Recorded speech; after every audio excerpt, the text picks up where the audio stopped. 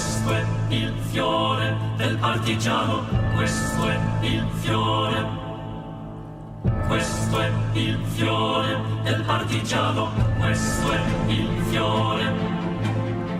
Questo è il fiore del partigiano, questo è il fiore. Questo è il fiore del partigiano. Una mattina mi sono alzato, oh bella ciao, bella ciao, bella ciao, ciao, ciao. Una mattina mi sono alzato e ho trovato l'invasor. Oh partigiano, portami via, oh bella ciao, bella ciao, bella ciao, ciao, ciao. Partigiano, portami via, che mi sento di morire. Questo è il fiore del partigiano. Questo è il fiore del partigiano. E se io muoio da partigiano, oh bella ciao, bella ciao, bella ciao, ciao, ciao. Se io muoio da partigiano, tu mi devi seppellire e seppellire la sua montagna. Oh bella ciao, bella ciao, bella ciao, ciao, ciao. Seppellire la sua montagna sotto l'ombra di un bel fior. E seppellire la sua montagna sotto l'ombra di un bel fior. Tutte le genti che passeranno, oh bella ciao, bella ciao, bella ciao, ciao, ciao. E le genti che passeranno mi diranno che bel fior. E le genti che passeranno mi diranno che bel fior.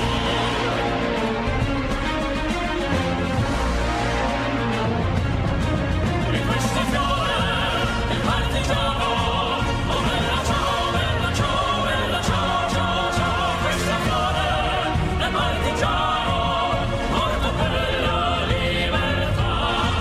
E questo fiore del partigiano, morto per la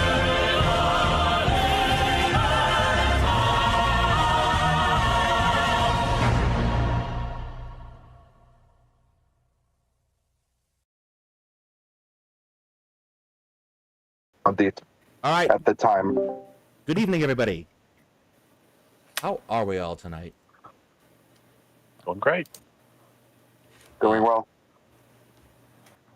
So, this has been a kind of historic day. To the best of my knowledge that I tried racking my brain and searching my old American history textbooks all day, I don't think there's another example of a nominee at this stage of the race. Presumptive nominee dropping out. And Biden dropped out today. So, I want to thank everyone here tonight, all of our guests, who so kindly showed up as I scrambled to assemble a panel to talk about this.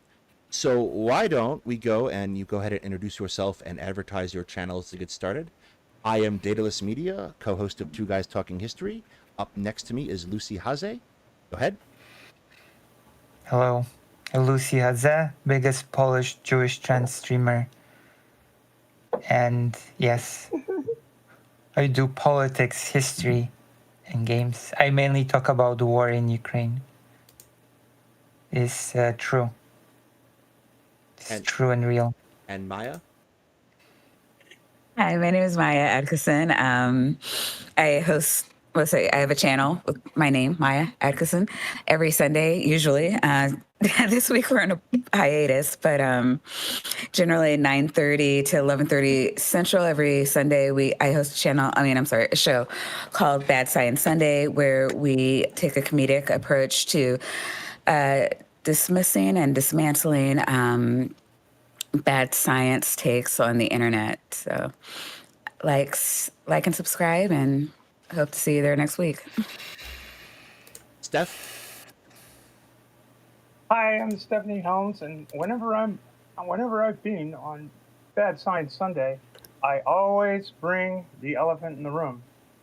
So I'm got my elephant in the room for this evening. I have my own little channel called Steffi Cat.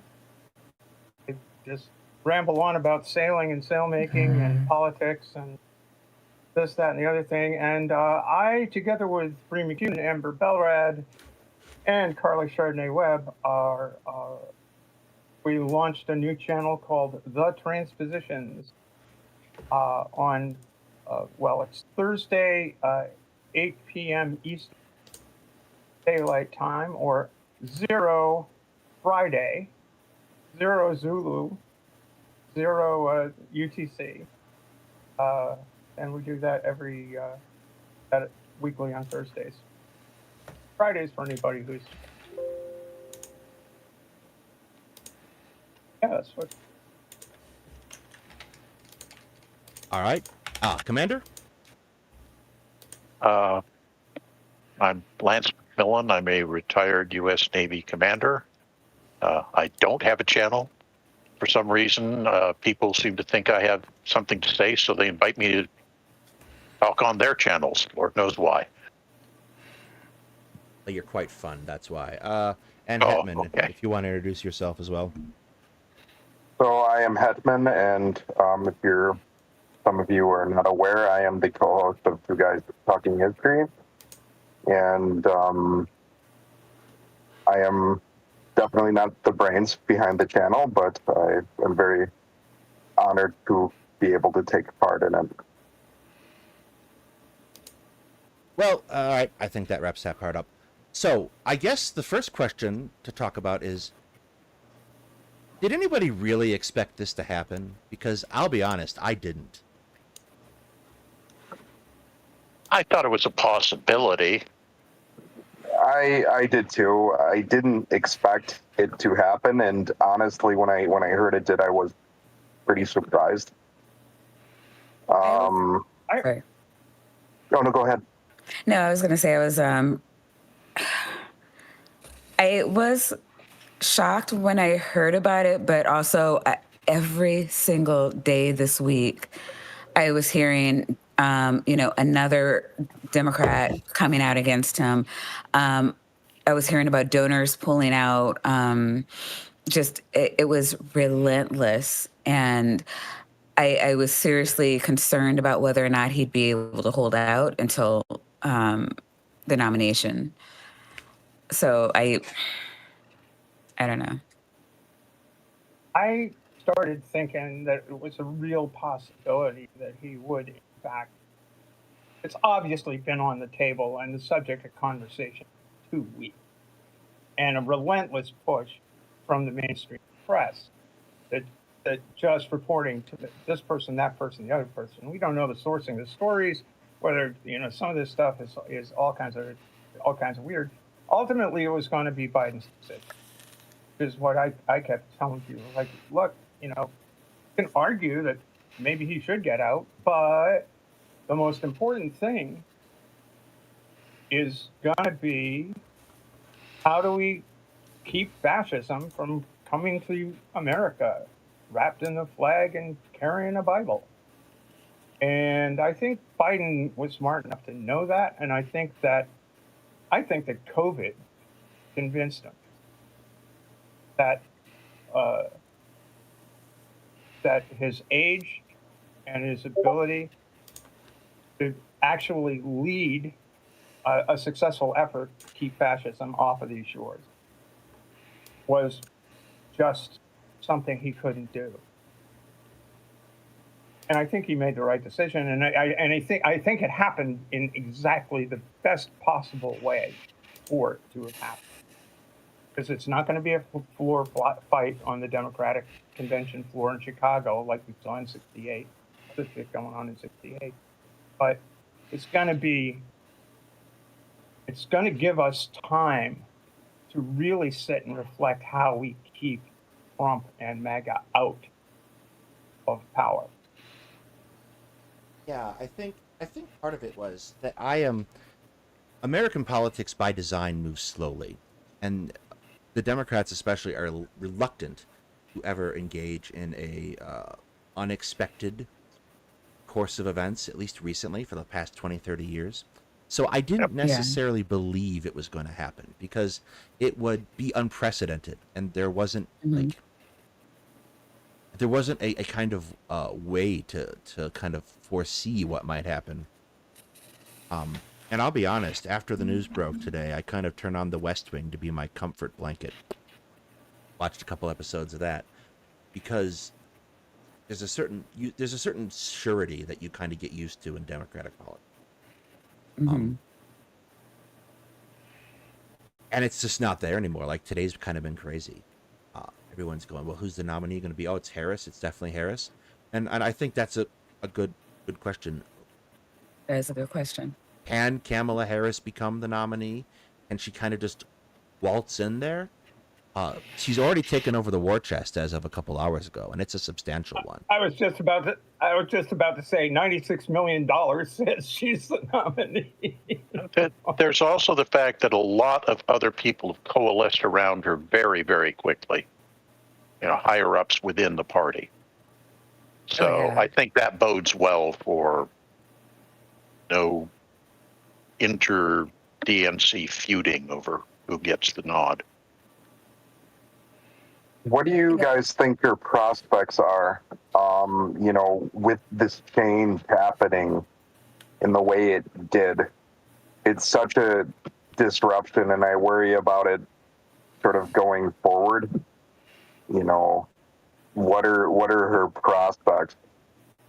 And is it possible maybe that she won't be? And if she's not, who do you all think is going to be chosen in the event that she's not? Who are the viable candidates? Everybody's been saying that if you don't have Biden, you have Harris, you have fascism. I don't know how you.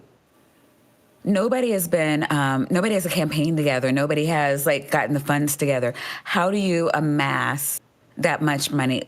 This is the amount of money that's been needed to move forward and get this momentum. And then to rally everybody behind that from scratch. I mean, after the primaries, because we're talking about this is truly unprecedented because it makes the most sense for her because her name is on the ticket, which means that, not only does she's been the one campaigning with Biden. She's the one whose name is already on the ticket.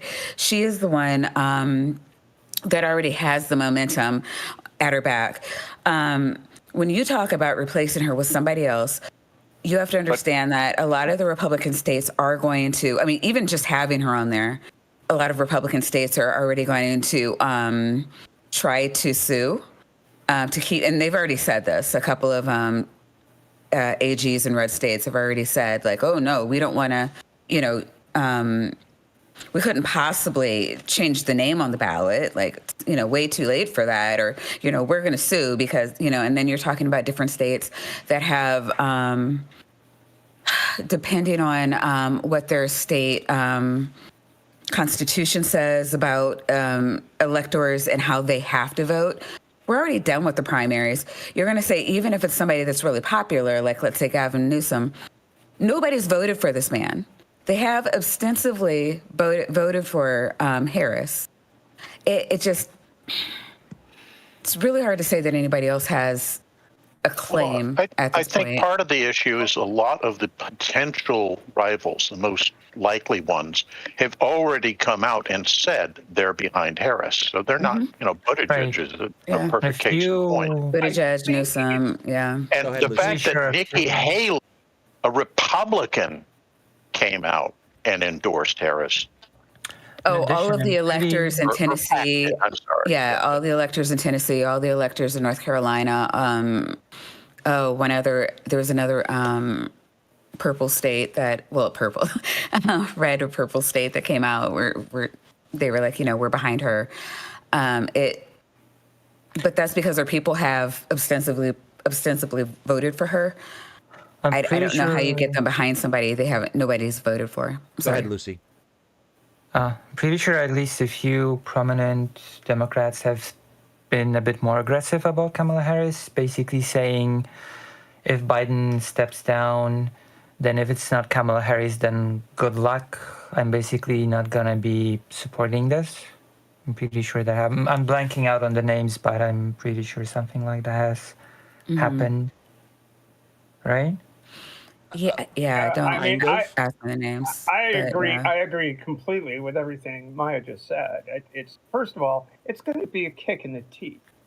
The millions of Democratic voters who have gone to the polls and with Harris's name on the ticket to say, there's nobody else that mounted a challenge, and for somebody else to mount a challenge at this point, it flies in the face of the prize that's at stake. Well, and both the prize and the peril that's at stake this year. I can't see how anybody could jump in at this point in time and not look like a heel. And what does it say about the future? Realistically, does anybody have a chance of pushing her aside? And I think that's important because since it's unlikely, at least in my opinion, it is, anybody who does challenge her is basically putting themselves in a position where there's no chance in hell they're going to get anything in a Democratic victory as a seat on the cabinet or something. So it's in everybody's best interest to very quickly get behind her. Yeah, but I mean, it also talks about like the future of our electoral politics. What does it say about the future where I can run like this campaign, and I can, I can get, most of the votes, and then all of a sudden, Joe Blow can just swoop in and be like, oh, well, I want all the delegates. I mean, are we setting a precedent for that? I don't think so. The party has always been a private institution and can set its own rules, so they can really quickly get together and crack some skulls and say no. Like chats going on about Joe Manchin, and I have a sneaking suspicion that someone's about to go sit on Joe Manchin for 4 weeks. I was like, you're barely in this party anymore to begin with. If you open your mouth, we will cast you out into the cold. Well, there's some backers that are trying to throw money at him to run. I'm sure there are. For to mount a challenge. I'm sorry. I'm sure there are. There's always somebody who hasn't gotten with the program yet. But I think to go back to something Stephanie said. Hang on, go ahead, Lucy. Then we'll go back to what Stephanie said. Oh, sorry. I feel like there's this dynamic also that sort of transferred from the presidency itself to the election, that this dynamic between Biden and Kamala Harris, that basically it's her job to replace him should he not be able to do things anymore as the, vice president. So she's basically fulfilling this role in the election of the vice president. He can't run anymore, so I step in as the person who's supposed to replace him, who should he, that's I said that in. Sorry. I said that in Times chat earlier, and I think Commander, you read my comment where I was like, "She's the heir apparent. Like, should the president not be able to fulfill his duties, this is the person that we've all agreed will step into that role." And so I think you really do risk. I mean, Black voters and a lot of women have already, like what you were saying earlier, and I was agreeing with about people always saying it's Harris or bust. It's those people who are like, this is a kick in her teeth. Like it's a smack in the face to women and black people that you wouldn't trust her with this, given her position. It really does put us into chaos. I don't know how the Democrat Party survives not just going with her. Well, there's a presumption that she can do the job. Sorry, go ahead, Steph. Well, yes, and it's also a question of the fact that there's already a campaign, right? It's like the Biden-Harris campaign hasn't been sitting around with their thumbs up there wherever. They've been working, and the campaign is focused on the successes of the Biden administration, and they are considerable given the situation that they're presented with. Biden's been tremendously effective for a guy with a slim, for a paper thin majority in the House of Representatives in the first 2 years of his administration, a paper thin majority of Republicans in the second 2 years, and a paper thin majority of the Senate. And the amount of stuff that has been accomplished is a serious point that the Democrats were planning on placing before the American people, aside from the obvious fear factor of allowing a truly fascist movement to end elections forever in the United States of America. And I'm not. Well, I know that sounds a little hyperbolic, but it's not.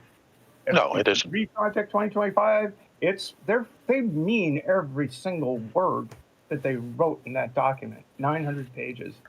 And it's Trump had nothing to do with that document, none at all. It's the entire Republican Party. It's Mike Johnson. It's Vance. It's all of them are all in on a program that kind of is reminiscent of 1932 in a certain Central European nation. Well, the problem I have with this argument, and I don't disagree with the premise, the problem I have with making this argument is if Trump is a threat to democracy, and he is, there are people whose job it is to prevent that from being a thing, and to kind of cast that to the voters.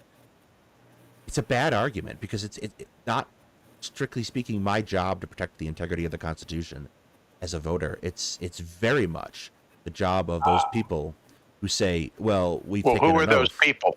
Yes, that's part of the problem. Franklin, we are now in unprecedented waters. And it should have been the Supreme Court. And it should have been them saying, yes, the 14th Amendment is crystal clear.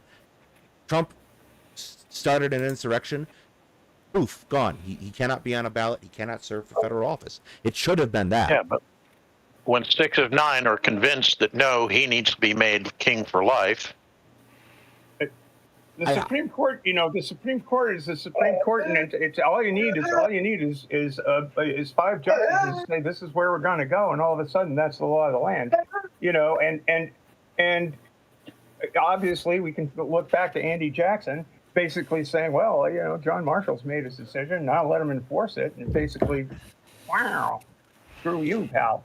The entire problem. But the other thing is, it may not be the public's job to keep the republic.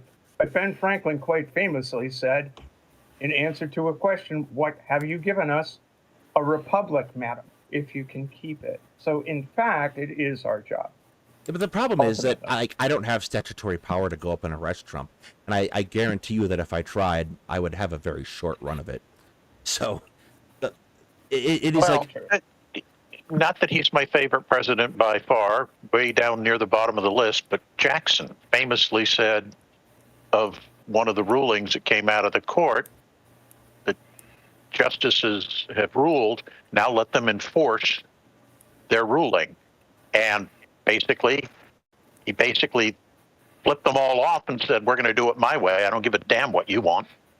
And the ruling in question happened to be, what's its name? Led to the Trail of Tears is what it did. With the Georgia, which was all about ejecting the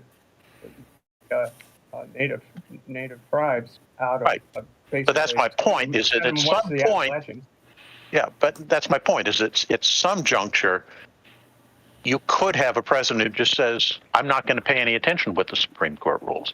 The trouble is, we all know that it's far more likely that the person who would do that is on the right side of the aisle than the left side of the aisle, because one side has principles and the other doesn't. No, Reagan was told to do that. He just didn't have the votes to do it with Roe.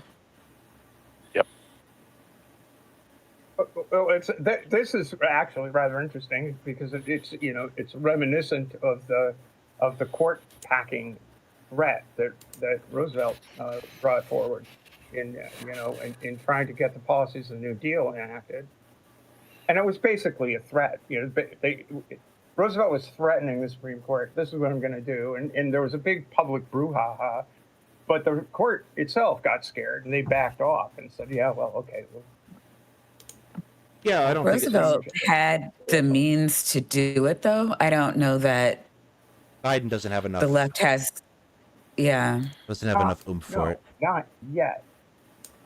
Yeah, and Well, that's the you know, thing the is- court has already said that what the president did is, you know, it's perfectly legal. He can walk into the Supreme Court and shoot 6 justices tomorrow, and he can't be held accountable. He's the president, for God's sakes. It's an he official. needed As 6 long as it's justices. an official act. So he has to walk in there, go officially bang, Yes, etc. exactly. You have to say officially, otherwise it doesn't count. Oh, Brooks is back. The thing Oh, that I Brooks think is the thing that I I think guess- is really a possibility No, come back. for the near I guess term. to me, the more important question from who the nominee will be is what chances do they have of beating Trump when compared to Biden? That's Very low. that's a good question.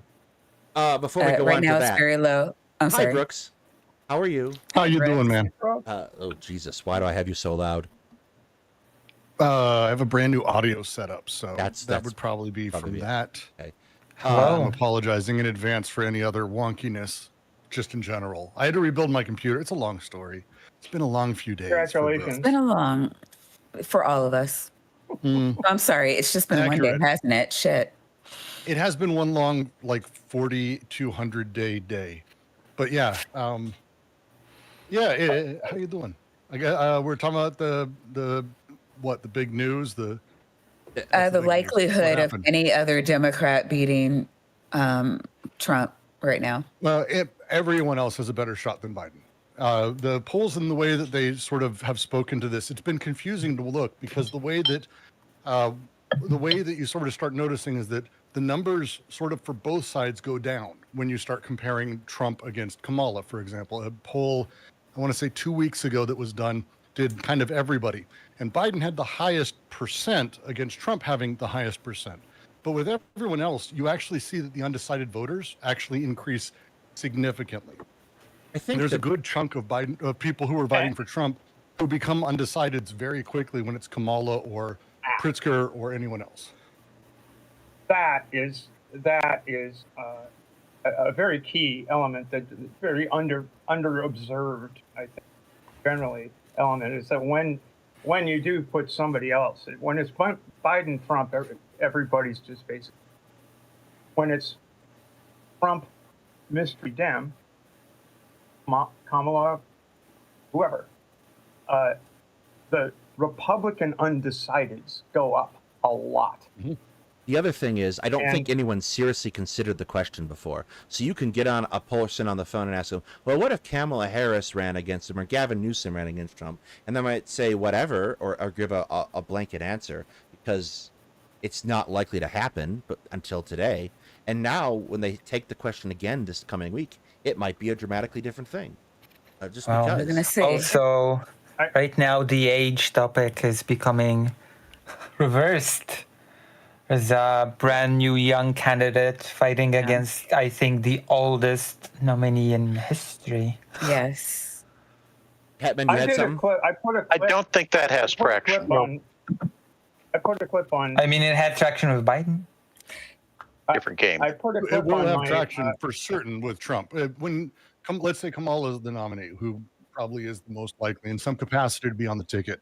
You're talking about a 20-plus year difference that very clearly comes out in how they speak, how they talk, what they're aware of, and it hits differently. It hits very different. I would contend that. Go ahead. I put a very short clip, just that clip of John F. saying, "Let the world go. Let the word go forth, all the nations, that the torch has been passed to a new generation." Goes on to say, born in this century, which was first president elected, though, to be born in the 20th century. We're not quite to that stage, but it literally is a passing of the torch. We've been living with This is the first election since 1976 when someone other than a Bush, a Clinton, or a Biden has been on the fucking ticket. Think about that. 1976. Well, and also this Obama. We have only candidates who also, and nothing against people who are going to have this memory, but people don't remember where they were when JFK was shot, for example. Like, it's a completely different understanding of the world once you start talking about someone who's under the age of 60 and what they see, what they care about, and how they sort of view foreign policy, for example. We know Kamala Harris has been very much 59, pushing right? Biden hard. She's just shy of 60, but that puts her in that age range. What do you got, Hetman? I'm just listening. And actually, during this time, I've been looking up the Project 2025 because I was, I guess, shielding myself from what this actually is. So it's a wish list from the most terrible people who have ever lived. It's also very long. Yeah. I don't think you're going to finish it in this stream. Oh. Well, I'm just afraid that many topics on which people vote are emotions based. Like, I've seen many people 100%. People express sort of sentiments like, oh, I really don't like Donald Trump. I don't want to vote for him, but I will vote for him because the evil immigrants are coming from the southern border and Trump wants to do something about it. Yeah, but all of those accounts are probably going, oh, also, we want to build a warm water port in Texas. So, they're just Russians. No, I'm not talking about random Twitter comments I'm talking about real life people saying that. No, yeah, it's really big, especially with millennials, just saying, well, I'm not really excited about Biden, which pisses me off. I don't understand what that has to do with the price of tea in China. Because excitement is what gets people to vote. People quoted in articles. Yeah, but yeah, I think that's her point. Yeah, I think the excitement factor is very much about getting people to go, like, why do I want to go out and vote? It's kind of a pain in the ass, etc. Like, Colorado's great about this, by the way. Colorado just shuffles ballots to people and has them drop it off. But everywhere else where you usually have to go to someplace and they don't have mail-in by default, it's kind of a thing. And that, like, why should I go do this? And this media barrage that Biden suffers from, where it's like, what has Biden done for you? And the answer is a lot, actually. But you don't hear about that. So that creates this negative feedback loop for Biden. And that's where I think that comes from. Mm-hmm. Yeah, and going back to the whole age issue, I contend that what this really was, because it never really was being talked about until the debate. And then suddenly that was that wet spaghetti noodle that the GOP threw against the wall that stuck. And so they kept hammering on it. And I think that's a major part of what's going on is the disruption of changing the candidate. The GOP now has to find a whole new raft of ideas to throw against the wall to defame Harris. You have to remember the mainstream media. GOP. Yeah. It was a lot of us. And it's not just a lot of us then. It was people who bought into the message being pushed by the GOP. That's the issue. Absolutely. No. It was a big, it was really big, especially on the left for millennials before the debate. MSN and was it the Heritage Foundation or what was the other one?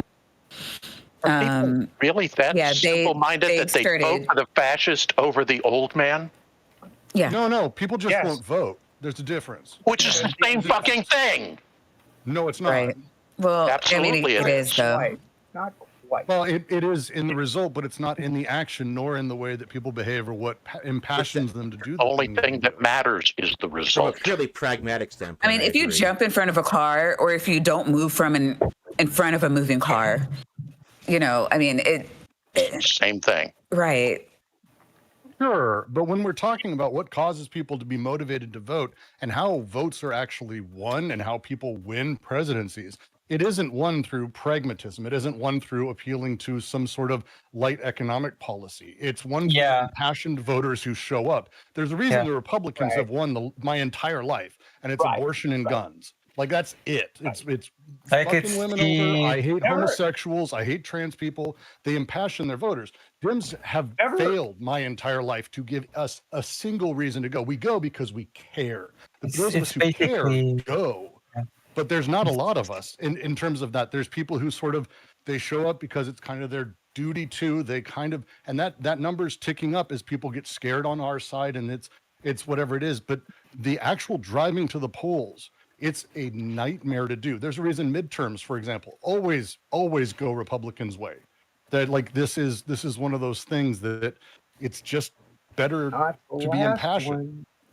No, it's about those snappy, quick, It depends on emotional appeals, right? Abortion for the last like I would add to the list, of course, immigrants, refugees, which seems to be a topic across the board with populist governments, not just in the US but all over the world. It seems to be a very big xenophobia really hot button.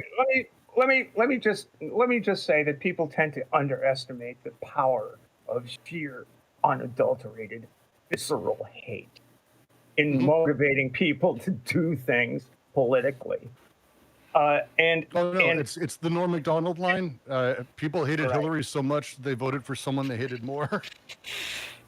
Well, yeah, and you know, it is irrational. I think people, when you look at politics, it's an irrational game.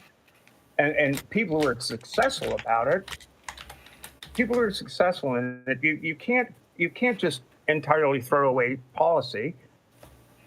The Heritage Foundation spent 900 pages developing policy, but that's not how they're going to close the deal.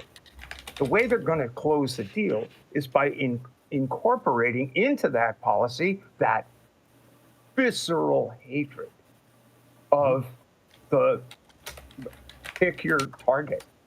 I won't enumerate them in the phrases that they wish they could use but can't. You know, and I do think that this is an opportunity for Democrats to buy into, well, do you hate fascism? Do you hate this? Can you see a way clear? Do you love your country? Do you want to keep these democratic institutions alive? Because this is what you're about to lose, and that's the kind of fear that could motivate people to get off their ass and do something. That's actually what I wanted to bring up to all of you, and I actually want to get your opinions on it.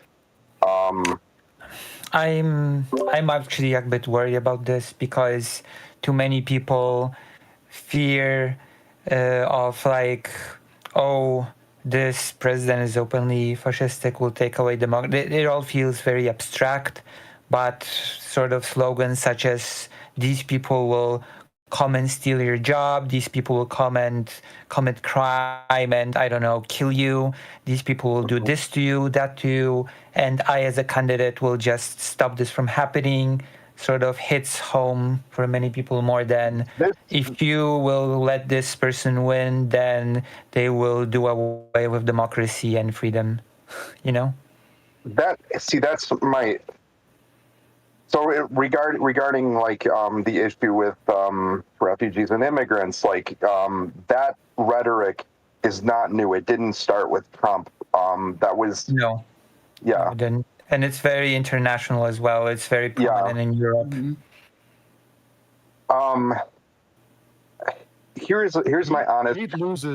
Hate loses specifically and always to seeing your interests represented in the people who you're able to vote for.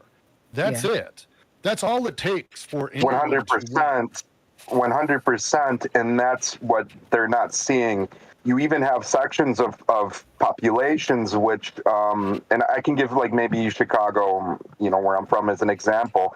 You have a lot of like really angry people within the African American community of Chicago because the local city government has enacted a lot of policies towards migrants coming in the city, and they feel like they're being left out.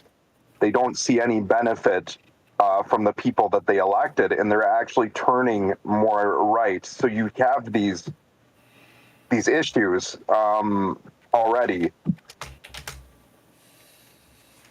Yeah.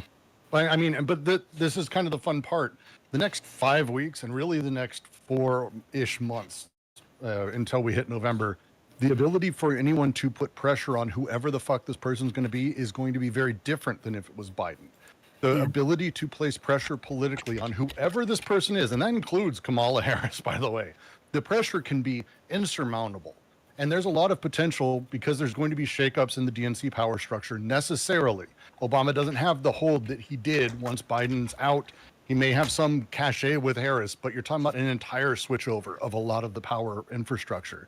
So there's a lot of opportunity, not just at the at the national level, but at the local level, to begin pushing for smaller policies, changes here, different pushes for maybe even work with Israel. Because as we know, Kamala pushed for certain things that I tend to think they need to go a lot further with. But hey, minor changes are minor changes. Changes are changes. Our ability to push is going to be extraordinary over the next few months to get more than we want. And as we do that, we actually create a political candidate that other people can find their interest in. It's kind of how politics works. You get involved, you make changes, and other people see change, and then they go, oh, fuck, and then they do it too, and it kind of grows from there. It's a cool thing. Point. It's called political. And not only that, we have an opportunity now to shape the politics for the next 8 years, 12 years. And we haven't had that opportunity. Maybe the last opportunity we had was when Bernie was running against Hillary, right? And a lot of people bought into that, and that was the thing that got everybody excited about Bernie's campaign. But and again, I almost included the 2016 election where you had two strong candidates from different portions of the Democratic Party, Hillary being the representative of the party as it's been since kind of the Joe Biden wing of the party, just the centrist, ending welfare as we know it, that kind of bullshit. And this other wing of the party that's saying, "Hey, we need to focus on our roots, and our roots are in the New Deal. Our roots are taking things like, well, let's use national health care. All of this is predicated on participation. Rural electrification, it would be rural internetification. Yes. And exactly what you're saying, Daedalus, it depends on participation. This is where Bernie's campaign, and I campaigned for Bernie. I door knocked for Bernie. I did shit. I really care. I love that shit. His campaign failed because it made him a celebrity. It made it about him. And he hated this very much. He would talk to groups. He would go, no. When I'm elected, that's when the work starts. He didn't say it like this, but you fucking people got to realize that you're not doing the work now. It's later. And as soon as he wasn't elected, a lot of people who were Bernie or bust fucked off and didn't do anything afterwards, which made me think that if Bernie did win, they would have done the same fucking thing. Yeah, that was always my objection to Bernie. Is he was too many people. Too many people buy into the great man of history thing in this country. 100%. And that's a disease that needs to be cured.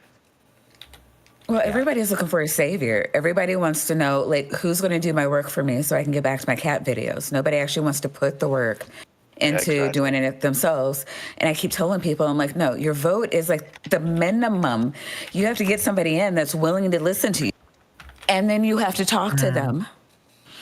And the hero of the Roosevelt administration was Frances Perkins. Nobody even knows who the fuck she is. While we're on the topic though of Israel, kind of, sorta, let's turn there because there has been a thought and a feeling. I am certain we were not on that fucking topic. I am certain we were not on that topic. Well, I want to be there. I want to be there. Somebody it's my said show. It, though. Yes, it's my segue. I'm stealing I said the word. God damn it. God damn it.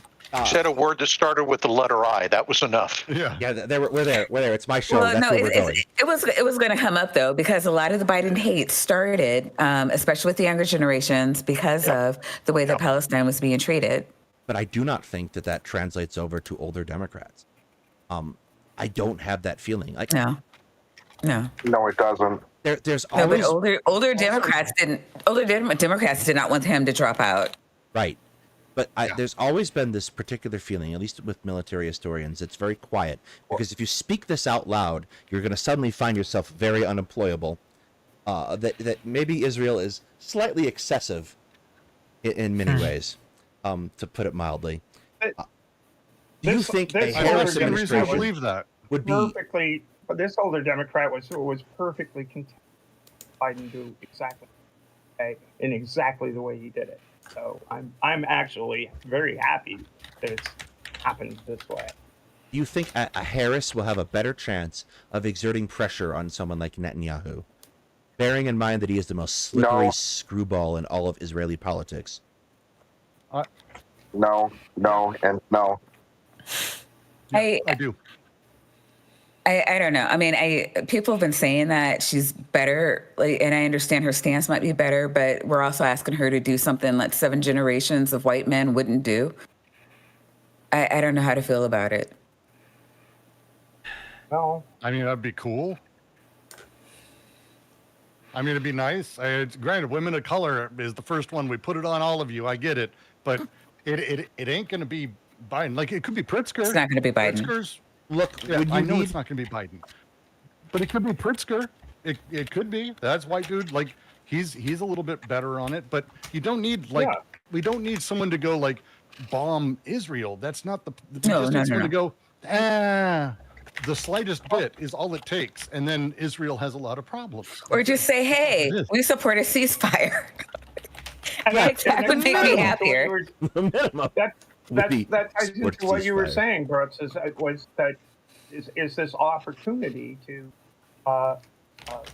reshape the politics of not just this election cycle, but election cycles down the road, because now suddenly the way is open for other views within the Democratic coalition, to really change things for the first time in a very long time. Yeah. Well, I think you can definitely agree. I'm not optimistic. I'm not either. I'm not optimistic either. Well, then go get involved. The kicker Well, about I am. Do a thing. the kicker I about am. Biden. I'm still voting Biden. Well, Thank you don't you. have to do anything. I'm not. Thank you, Lucy. You can also stuff some dead people ballot boxes, all that good stuff. That Chicago True, election magic. Oh, listen, I can also, maybe I should be the nominee, like Cenk Uygur. Vote early and vote often. At least twice. Maybe you all should just vote for me. Have you considered that? Maybe I'm better than Kamala Harris. I would vote for you over her. Yeah, for sure. But You're not helping. unfortunately, I'm not joking. Yeah, you're not helping. I already put up the Hetman Daedalus election screen for a title tonight, so you know. I'd be the Jewish anti-Zionist president. See, I'd be the counterbalance to Biden's policy. So that So, phrase. Commander, Sorry, go ahead. I Maya. think getting Going, the DNC. I want to ahead. bring up actually something that we haven't really talked about, and granted, I can't speak about it as an expert, because I haven't looked at any real data, but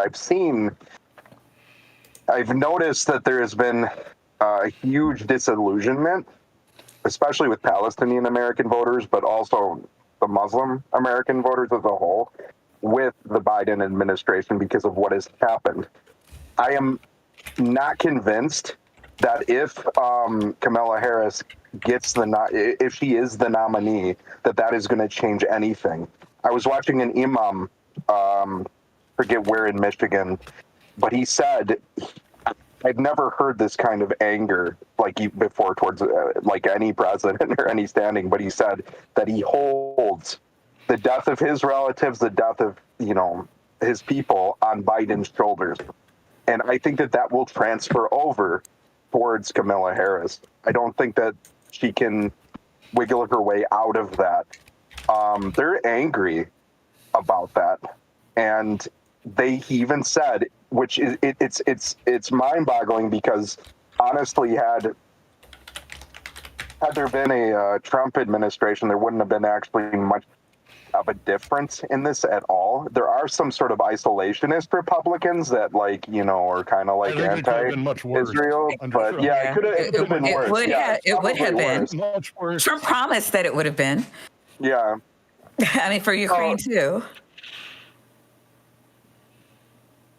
Yeah, with Trump, I could easily see here's a couple of TAC nukes. Feel free to take Gaza out. It's worth recalling that when Bibi Netanyahu visits New York, he stays at the Kushner's house. Yeah. It really is kind of weird that somebody would think that somehow or another Trump would be doing a better deal for the Palestinian But they people. don't think. They think on emotion, and that's the issue. So what you do is you point out that when Bibi Netanyahu visits New York, he stays with the Kushners. I think more pertinent, that you is point an out emotional response. that Trump was the one who moved the embassy to Jerusalem and kind of validated the eternal capital of Israel type nonsense. Yeah. And that Trump's and Kushner's specifically constructed one of the worst Middle East peace plans of all the other ones, and they're all pretty goddamn bad. It's also really easy to misinterpret how people vote when you have two parties. If we were a normal country that had maybe, a bunch of parties or more than two like candidates, Poland. like fucking anywhere else. Anywhere. Oh, you have a representative here. They're maybe worse than us. It takes a lot to be worse. I know, but still. But when you have like two options, and let's say you're sitting there and you really fucking hate what the guy on the side you're going to vote for is doing, you said that you fucking hate what he's doing, that you hate him, and blah, blah, you yell, blah, blah, I don't care, fuck him. And you make the biggest stink you can because that's what you have to do. And then you go vote for him anyway. This is what happens to a lot of people, by the way, especially on the left. You just suck it up and vote. And I think it's generally, my Muslim friends are fairly open about this when they talk about it, at least, that their interest is not to vote Trump, but that they need people to hear them. And so they scream, they yell, they make a stink, and they know what it takes. And I think this is very common in other countries. And then people still go vote for who they need to, or they deal with the coalition government or whatever it is. Many countries, I'm not saying it's a great outcome, but when you talk about it's Biden or Trump, you're going to scream about Biden and you're going to vote for him. And the Democrats know this. That's why, but it deflates. So you're either going to vote for him or you're not going to vote. And that's why, it's a reason to get rid of him, because he was deflating, generally speaking, the Democrat voter base flatly. People not coming to vote is like this big fear that is, I guess, also across the board, much like the fear against immigrants when there was the Polish election for the parliament. That was basically the biggest fear of the opposition against the ruling far-right Law and Justice Party, that people would just not go to vote, for the opposition, and that would just grant. And the biggest question that everybody asked themselves during meetings that I attended on how to win was how to get the people that probably won't want to vote to go and vote. I have a question. I have a question for Lucy. Yeah. With the elections in the UK and France, which were wild. Well, in the UK, I want to focus more on France. They were pretty great. The expectation was for the Front National to just kick ass.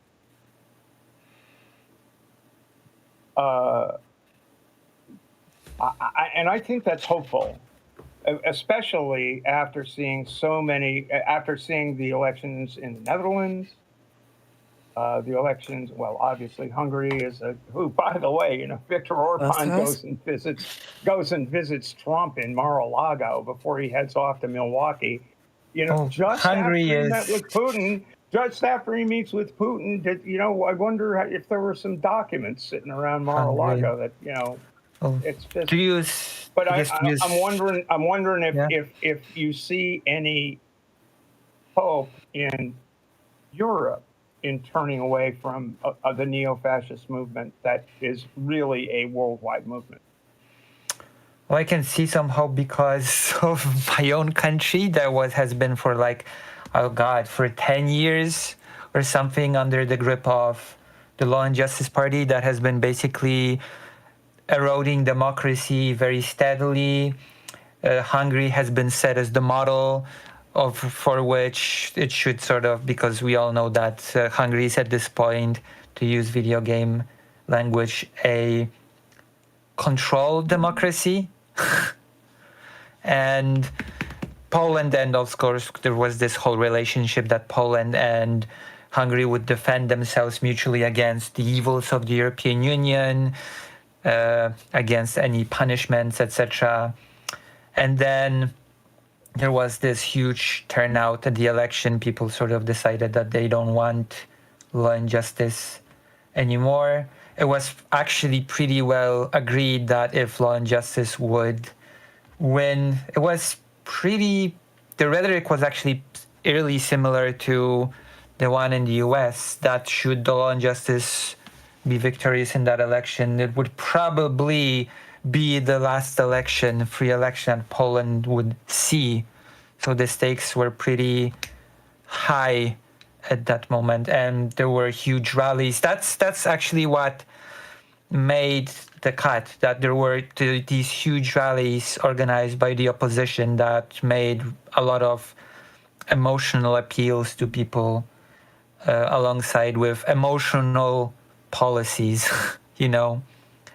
women's rights, abortion, LGBT. I think even immigration made it, So is that a prescription for what we should be? I think so. Although I'm not sure if it can translate, because Poland has... It can. It totally can. Poland had a few people that it that had... I guess it can, now that it could, yeah. I think just women's issues alone. It really can. I think just women's issues alone, I think, are fairly clear. I think LGBT issues at the forefront. It's one of the things that we know that Republicans are already trying to run with.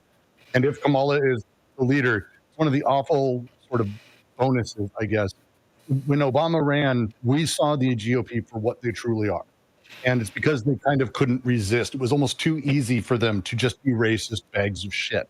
When they actually decided with Biden to not do that, what did they do? Well, they kind of just danced around things. They were able to use smarter language. They were able to be more clever. You get Nazis pretending to be gentlemen. And that gave them a lot more. It's what works for the last 4 years with Biden.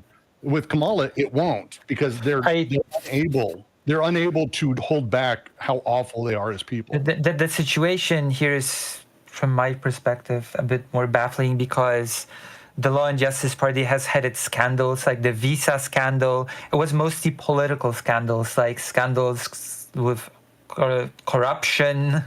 But Donald Trump has, being a convicted felon, cheating on the pregnant wife thing, the Epstein files that should be, What? Absolutely the American media is not really that interested in advancing that?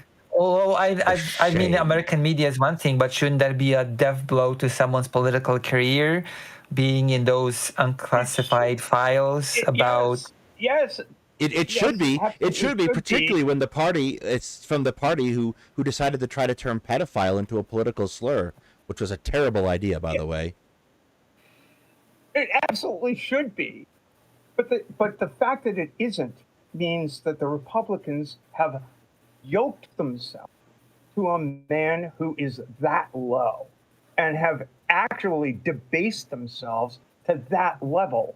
And if Democrats are too stupid to point that out, I mean, we're especially in circumstances where Republican attacks against Democrats are based on social justice issues. But that's the problem, is they don't care.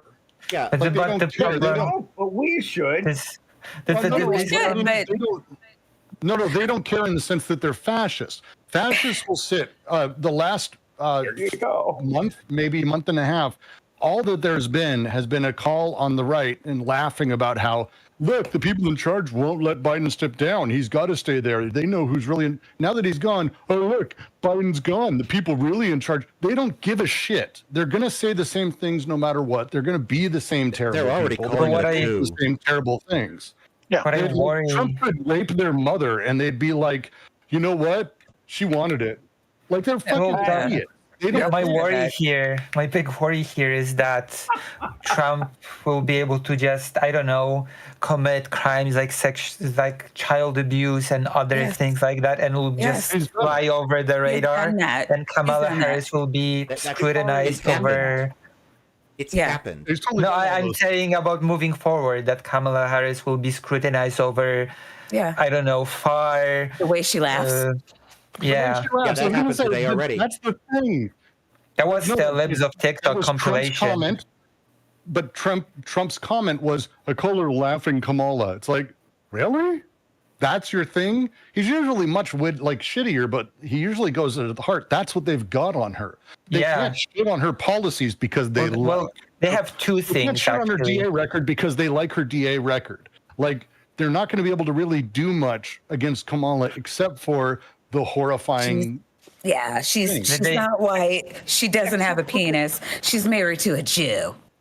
They have Yeah. two things. And I've she's seen an two ethnic. things repeated over and over in the social Yeah. media. They'll just in keep the right hammering it. social media. One is the laugh, and two is the unburdened by what was saying, which is Yeah, but apparently- I've grown like to that appreciate statement. coconut.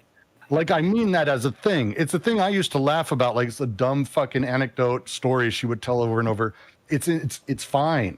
I've gotten used to it. I It's think a lot of fine. people are- There is They all do the it's- same I don't thing. really- it's just a catchphrase, I there guess. is a Yeah, clip it's going No, around I mean, right but they now. all do the same thing, though. Like I can't tell you how many times I've seen politicians laughed at because they say the same thing over and over, Oh yeah. and like But- they but all have the script. And she's just mostly not objectionable. That's the reality. She is to pardon the term, given that she's the woman of color, she's a milquetoast candidate as far as it goes. She's not extreme in any direction. She kind of does the thing. She is, generally speaking, left of Biden. She's not left of Brooks, for fucking sake, but she's hitting. She has a some things. reputation of There's being no an room to advocate get left of for you. Yeah, minority rights. No? Ain't many people that can get to the left of me. But do you remember the glory that was Kamala Harris during the Kavanaugh hearings? Do you remember what she did? She was one of the most effective questioners. She's very sharp. And I think Yes, it's one of the she's things that is going to really be smart. very fun to watch for me is if she is the nominee. And I think it's presumptive to say she's going to be presidential. She has to be on the ticket. We know she's going to be on the fucking ticket. The question is what's the place? But she's going to be fun, I think. And it's going to be very interesting this time around because, again, just as we're talking about how there's pressure that can be placed, any single person who ends up on this ticket knows they can push things. They have more power than normal amongst the elites and the donors in the party. It's going to be a really, really fucking weird 3 or 4 months. I tell you what, in the Democratic caucuses of 2020, I caucused Kamala. Full disclosure, I thought she had the combination of smarts, the combination of character, and was, I did not want. I've been an Elizabeth Warren fan for a long time. I'm a native of the Commonwealth of Massachusetts. Why the hell not? But Kamala Harris had it all. California, all the stuff. It's like you can't attack it from on the right. The attacks on Kamala. This is what I'm afraid of. Aside from the obvious, gender, race, etc., I'm afraid that people on the left are going to attack her record as a district. That's what I was just going to say too. No, they were doing. deal. Yeah, there's a reason that her presidential bid wasn't successful. That was the reason. That was the reason. Yeah. Well, that's where the threat argument comes in, right? It's like you understand what's at stake. So now it's time to go ahead and buckle up and do it. Like hold your nose if you have to, just go. Well, it's going to end up being the Brianna Joy Grays, who are too smart and too clever and want to sort of become the controversial person on the whatever side they end up, who are going to start shitting on Kamala for her record, attacking from the left, trying to play that role. It's not just her. There's going to be a lot of people who do this. And I think the question then becomes, again, none of that lands if she starts pushing what people actually want inside of a presidency. If she's actually talking about the shit that matters, none of that shit will stick. And it doesn't have to be, she doesn't have to be like, I'm going to cut ties with Israel. We're going to divest entirely. Like, it doesn't even have to be that extreme. It can just be better than Biden and she wins. It's really that simple. I think of the case of Brianna Biden, Gray, it doesn't take a lot on any of that shit to be better than Biden. A neutralizing factor in that if Brianna Joy Gray speaks up, Brianna Wu will sense an opportunity to go and they will neutralize one another. I look forward to that, where they just both get sucked up into a vortex of two Briannas fighting for it. It's going to be a thing. Because she does that every single time. Brianna Joy Gray Wants to know what Brianna Wu would say. We want to start shitting on Brianna Wu at this point. We can. It's always we can't good. do it. We can't. Sunday is not here. We have to be very careful stepping on his territory. Also, if we assume that Kamala Harris will be... I also, just as a very gentle critique of the obsession with Brianna Wu, who is absolutely a cipher in the entire conversation. I would like her to remain a cipher in the entire conversation, because why is anybody going to take advice from somebody who interned under Trent Lott in Mississippi? Oh, it gets worse. And had a failed and had a no, we don't need to go into the entire history, but had a failed congressional campaign in Massachusetts against I think it was McGovern, wasn't it? I mean, in the district that sort of skirts around suburban Boston, it's like there was no way. But it's the same reason that everyone else does what they do. They see their interests in the person. They see their interests in the thing. And the sort of weird, odd place that different people apply politically, that's them. And people follow that, and they're digging that. But it's a question of identity. It's a question of what again, we talked about what motivates people to get to the polls. What motivates people to get to the polls is really their gut.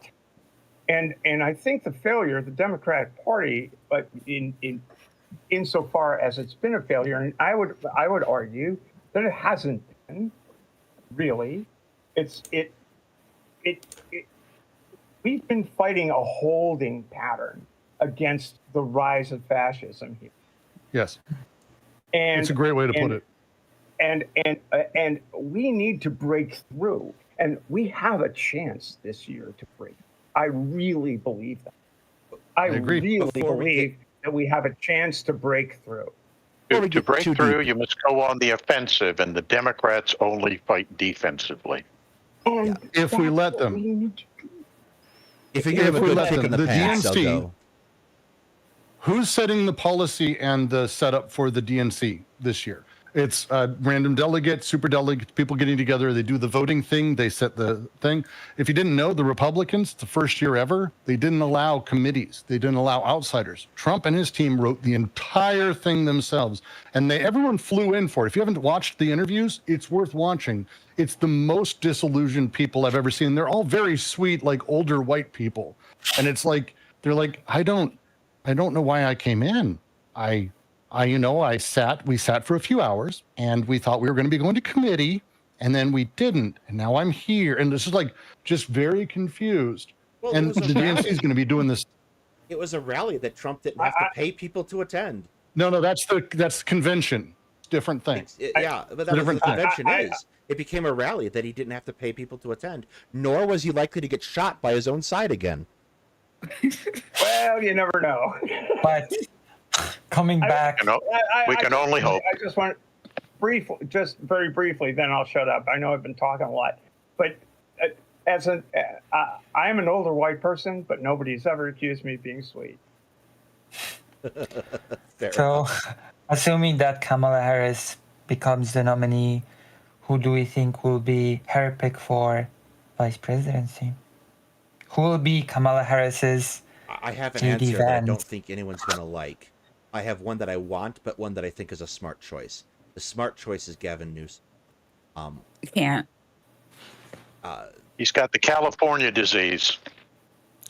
Well, I mean, I don't think he would. I think it's too many people from California on a single ticket. Won't work with the heartland as a thing. Yep. no, it won't work with the First of 12th all, it's Amendment. unconstitutional. Yeah. First of all, I mean, really? yeah, yeah, you can't do it. You can't have you can't have the president and vice president being on the same from the same what do you call it state. The electors aren't allowed to vote for their. Yeah, one elector can't vote for. Yeah, for somebody for two candidates in the same state. That was an issue. That was an issue for when Trump was running. Are you living in Florida or are you living in that was a consideration as to who Trump's gonna pick back in the day. Well, in that case, I picked Pete Buttigieg. Yeah, no, Newsom would be a solid choice but I mean, the thing is, he was the governor, she was a senator. Like, even if, and I've heard that, like, in the past, they've had somebody like choose their like second home or whatever. But being that they were both like really high public offices, it's going to be really hard to get that. If you want to hit the trifecta of pissing off middle America, you have a female, minority, and then you put her as her veep and openly homosexual. Well, that's it's good from a strategic standpoint, it's a bad decision. I think Buttigieg is not going to be He won't take selected VP. because I know. well, because he's homosexual. Isn't Judge Shapiro a name that's being thrown around? No, we need to look at red state Democrat Kelly. governors. Whitmer, then? Whitmer, Pritzker, and I don't think Whitmer works. I don't think two women on a ticket work. No, you're not going to get two women on a ticket. They're not going to let They're her. not going to get But I want it. Although I really would like Whitmer. I think Whitmer's Look, great. guys, think cishet white male. That's all she's going to be able to get. That's exactly right, Maya. Pritzker is what I was right there. Pritzker. No question. Yeah, very much so. I've heard Judge Shapiro being thrown around. You need extreme white bread on this ticket. I'm sorry. And that's why Kelly wins that, because you've got former military senior officer. I hadn't even thought about it. Yeah, and NASA astronaut, governor in a red state, senator, excuse me. He's got so much lining up to fit that bill to attract that middle group. Mark Milley might be persuaded to do it after the Republicans threatened to execute him. I would get a kick out of that, and like we've talked about, at least me and Hetman have talked about my feelings about what Mark Milley did in 2020 and why it was not okay and how he managed to win me back over. But no, I think like Tennessee has a Democratic governor, and so does I want to say North Carolina. We're thinking like along the lines of those kind of guys. Oh, So it's gonna be Mark Cuban. His name is way too ethnic sounding. Yeah, all right. No Cubans, no Jews. Like, it's going to be Norman. They're going to dig up Norman Rockwell. Well, prop up Jimmy Carter. Wait, hold on. But Bernie Sanders is a Polish Jewish person, no? He is, but I mean, he's ethnically Jewish, but he doesn't really. Bernie Sanders, it gets in the race for realsies as a national candidate, and we will spend 4 months talking about, well, are the Sandinistas really bad? So Bernie's a bad choice because it's not a great national candidate. Because they hate I'm him. sorry to say it. They would never let him win a ticket. Issue. Too much baggage. He could be a vice president candidate. It's still reintroduced. I think it's just we gotta move on from there's no shortage. Just to be frank, there's no shortage of like middle to late age white guys who will do just fine. And like we don't. That part is almost like fungibility. That's like whatever. It's some dude going to be in there for a bit. We need to get what? We need a white guy from a swing states. We need a white guy from a swing state to secure the vote. I would like to advance myself, Daedalus Media, as a resident of Colorado. It's going to be Mark Kelly. It's going to be Kelly. Well, it has to be someone that will be able to nicely and effectively tackle Mr. Vance. Arizona, we get Arizona. So this won't be nice. Yeah, that's why I said. Here's what happened. I agree with you. I'm just saying. The other thing is, if Kelly is there, and he would get replaced as senator from Arizona by a Democratic governor, so you don't lose a seat in the Senate either. Yep. Okay. Yep. I'm with you. I like that. I actually think he would do good for Kamala too. He's generally pretty aware of where he sits, and I think he'd be great in swing states. He knows that game. Harris Uranus, 2024. I'm with it. Ooh.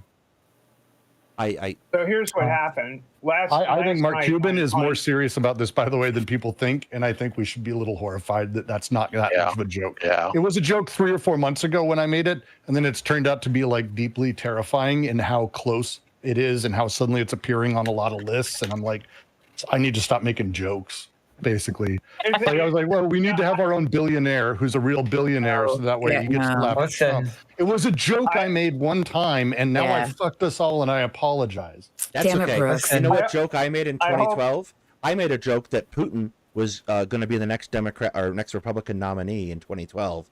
And lo and behold. 2016, there he was. Vice president. Are there any limits on how many times someone can be vice president? No. No, not actually. No. Well then, there's only one thing to do. Kamala Harris should go out and say, you know what?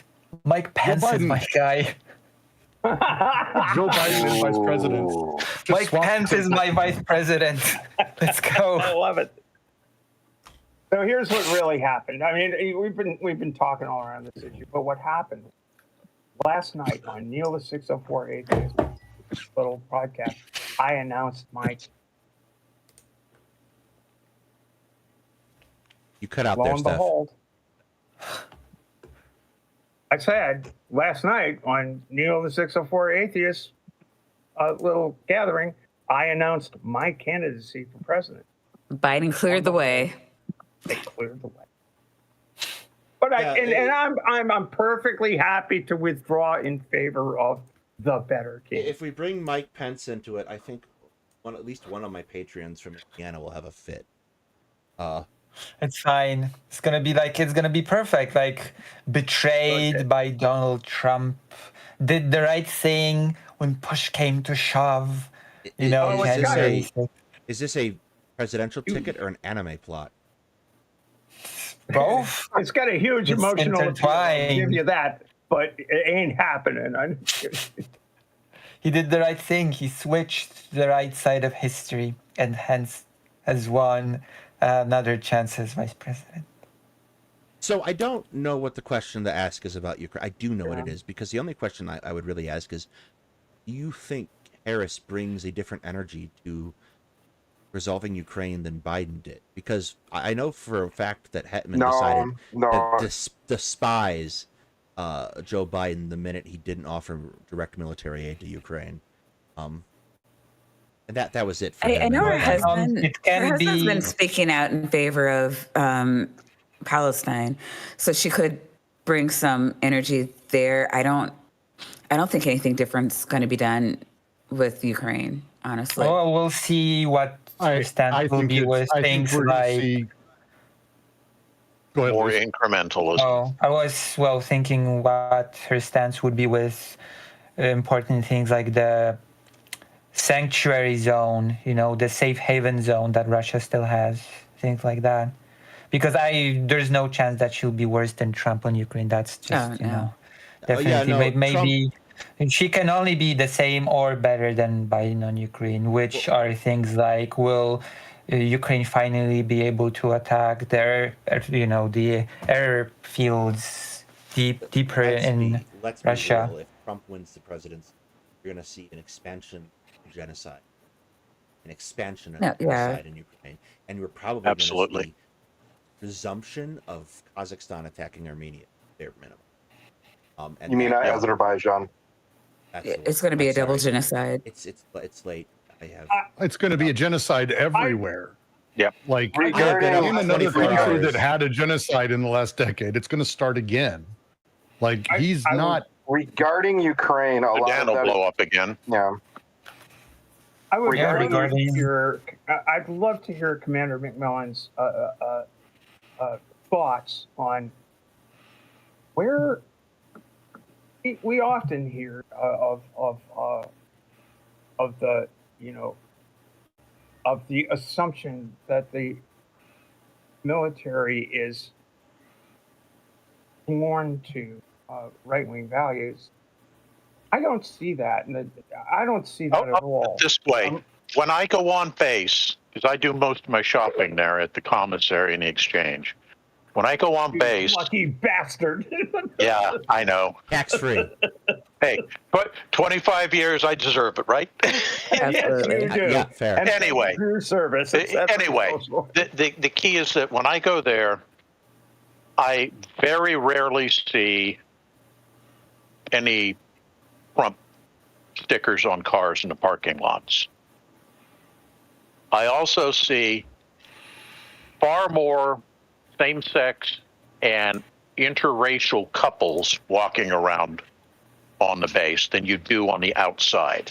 On a Navy So- base? Yeah. No, I know. I'm talking Army base. I'm talking Fort Lewis. Well, I'm gonna. Okay, Because you're I'm kind gonna of talking. One of the things, push back on real this quick, a little. Dallas, because one of the big changes, I think, you're talking about the new generation of recruits too. Yes. Like a decade ago, I have no. a bunch of friends and family in there. Not at all. But the new generation, man, like straight up, it's a very different armed Very. services, kind of Very. across the board. So there's kind of an issue I came up with. I was having this conversation. Obviously, familiar with my background, but I was a military officer cadet in college. Couldn't continue kidney disease, but I've maintained friends in college. I was having this conversation with a couple of people who are Army officers. This is very specific to officers. They are concerned, like these are liberal students who went to Chicago. They're concerned because everywhere they're talking to right now, officer families want to vote Trump. And it wasn't like that in 2020. And it's a weird conversation, too, because, and this is obviously anecdotal, but it's a weird conversation, too, because if you dig into the Project 2025, like they explicitly take aim at things like BAH pay, the housing pay the military has. And like, this is boggling to me because Establishing the VA. Yeah, establishing VA. Military families rely on these things in particular. It's religious. It's religious. Every single officer family I know who is pro-Trump, they're nuts. Like they're like seven horns being sounded from heaven, fucking nuts. Oh yeah. Like they're that level. They're not there. They're there because their interest is in they're end of times people. A lot of them. They're religious. And again, when we watch like the Trump thing, I'm not sure there's a more like extraordinary general set of statements than how everyone's talking about how God decided that the assassin should have murdered that guy. And by saving Trump, God killed another guy. And they're saying this and they're screaming it and they're all into this. They love this idea that God is watching over it. They're nuts. It's such a divergence from the conversations I was having in 2017 and 2018 with a lot of these same people. They're like, yeah, everybody thinks Trump's a fucking dumbass. Like, why are we trying to do a military parade in Washington, D.C.? You know, the tanks are 60 tons and the street, like, this is the conversations that people were having. And now it's shifted, and I'm worried on that front. Like, the person in particular. I want to hear Hetman's thoughts on the support. Yeah, go the ahead, support, Hetman. you know? Go, I want to hear Hetman's thoughts on Ukraine support. I don't think we're going to see any. I agree with the commander. I don't think we're going to see any sort of change in regard to incrementalism. I think that that's going to be that's going to be unfortunately what is pursued in regard to Ukraine.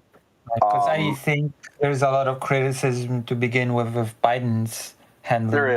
There is. Oh yeah. So maybe you would see some change, but there's also the issue that Ukraine is the topic of it is very unpopular with the American public right now, with a good section of the American public. So there's sort of a push to wind that down. And I think that Are there any polls on that? You know, there are some, but I admittedly haven't, looked at a lot. It's just something that, we have noticed with, Ukrainian fatigue being a thing. I don't know. I keep hearing that the polls say that more people than not are still firmly in favor of support. I honestly, this seems crazy. Ukraine fatigue. It's like in some of the elections we were talking about this evening. 1968, we had 550,000 American troops stationed in Vietnam. Yeah, which is a whole different thing. It is an entirely whole different thing, and it's like like Americans are tired about thinking about war rather than. It's not about thinking about it. It is seeing, and I mean the Republicans, especially Trump Republicans, can exploit it, but it's seeing their tax dollars go into something that is very far away from them. It is sort of peddling. I would have to ask to see the polls you're talking about, because as far as I'm aware, in anything I've seen, it's basically half to 60% of Americans are either saying we are doing the right amount or not enough. And it's a minority saying that we're doing. Well, I've also heard that the polls are basically saying that a majority of the U.S. population is still firmly in support of aid.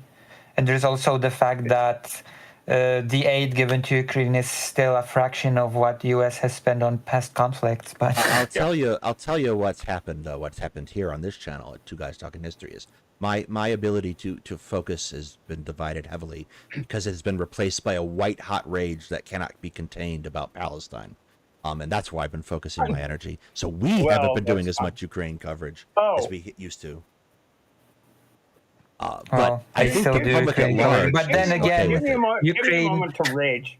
Ukraine's a lot more immediate to you. That's the thing. Yeah, but for the entirety of Poland basically has a segment about Ukraine in the mainstream media every single day. So I actually wanted to ask you, Lucy, and this departs a little bit from the general conversation, but I did hear that in the event,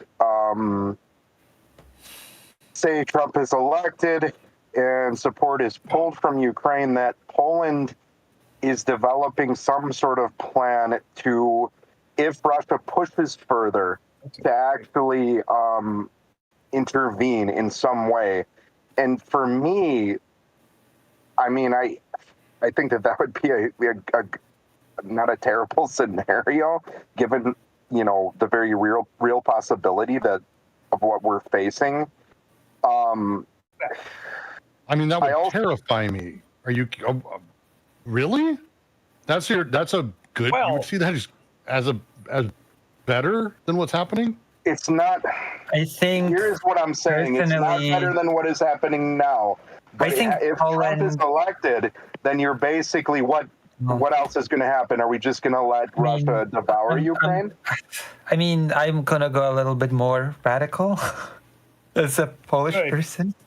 I'm Do going to it, say that do it. Poland should be intervening more without Trump winning. Poland, for one, should be already shooting down missiles yeah. from above the Ukrainian sky. That should be like a given, you know? Because it's Like, really within Poland's national interest. I think that I know I might get some like people dissenting views of this, but I think that actually one thing that has been done very poorly is, the Biden administration trying to argue how it's in our interests or how it's directly related to us. It is to a degree, but ultimately this is Ukraine's existential fight. It has a lot more relevance to Poland, realistically speaking. yes. It has a lot more relevance to the Baltic states to a degree. I am very, very worried, though. Part of me has been kind of, going to a safe space in my mind of thinking that maybe Europe will step up even if Trump, not pulls out of NATO, but sort of. The problem is that Europe does not yet have the manufacturing base to be able to effectively sort of support Ukraine in that way. And that is. Well, But I mean, when it comes to Poland, for example, that was asked. Go ahead, Lucy. Oh, yeah. When it comes to Poland, I think it's pretty silly that, for example, if it's not going to shoot down the missiles itself above Ukrainian sky, then Poland has Patriots, which Poland realistically right now is not going to be attacked by Russia with missiles. So I believe Poland should just give its Patriot to Ukraine, They should loan them. They should just let them use it. That's just some of the things that Poland is doing is, from my perspective, I mean, Poland has given a lot of weapons. I think one, if not the biggest amount of tanks, which is baffling to me that Poland is the country that gave the most of those. But I don't know. I think that Poland should be doing more. No, I can see your logic there, and I agree with you. I think that it's unrealistic to expect the United States to float this. I don't think that or to keep Ukraine afloat is what I meant. I don't think that is sustainable over the long-term strategy. The one thing that I am optimistic about is that Ukraine is from all of the military analysts that I've been following who are quite credible, actually more credible than the think tank that I interviewed with, that I really don't care for anymore. Don't be bitter. What is various reasons. Institute for the Study of War. I might as well just say it. Okay, yeah. Yeah. I know. I mean, they're pretty well known across the board. So. They're known across the board, but when your colleague who works for a 3-letter agency says, "Oh, we don't use any of their maps or anything," you kind of get the idea that they're kind of the laughing stock of the intelligence community. They're really well liked by media, but anyway, that's besides the point. I don't want to be bitter. Open source, it's great. For classified source, it's worthless. Yes. Yeah. I see. But this is that moment at the NATO summit where the guy asked Biden, and to me, this was the moment where it was Biden has to go. It was a very almost pleadingly depressing question of, if you don't win, are we alone? Like, it was a very odd way he worded it. Just if you don't win, Trump's going to abandon us, isn't he? And Biden tried to fucking, hand wave whatever, but that's the reality. And no matter what, money is post-election, Putin's pushing. It's either to push and find out how much Kamala's going to handle, or it's to push and find out how much Trump will allow. That's really the reality. Yeah. And so when we're talking about kind of what's coming next, to me, one of the challenges of having a thing like NATO is that you don't get to act unilaterally. The U.S. does because of various hegemonic powers and everything, but if Poland starts doing a lot more shit, that's on NATO. That gives Putin excuses especially That's the China. problem. It does, yeah, it does. Because if it was up to So me, Poland if- would probably be sending troops with more capacity, actually. Well, if it was up to me, NATO would be sending more capacity. That's how I would phrase Well, yeah, it. but that's, reality is, but it is what it I is. But when you almost said- wish that Poland could act unilaterally, and hear me out on this, because Poland's military is very strong. It On paper. on paper, but I have a feeling. I don't know. It's hard to not say. strong yet. It made a lot of purchases, but a lot of it has not come through It's yet. hard to say. Reason- It's hard to say. There's Okay, a look at it. reason they're in NATO. There's Okay, a reason they're in NATO. yeah, but let me finish. It's Okay, getting yeah, there, but it's not there yet. It is stronger on paper, and you know, maybe within an offensive capacity, say they deployed troops to Ukraine. Yeah, that's maybe questionable if they'd be able to fight with the same, you know, strength as they would defending Poland. I think if Russia attacked Poland, especially after being weakened so much now, such an attack would come maybe like 15 years from now, if like that. But if they did, they would. I mean, I'm not even talking about Article 5. Let's take that away here. Let's just talk about conventional military capacity. They would lose that fight. They would lose it horribly. They'd probably get ejected from all of Poland.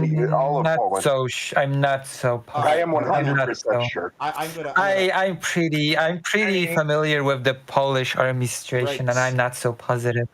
We gotta put But- the brakes on a couple. We are coming up on the. So I want to put it to the audience. Why? Why?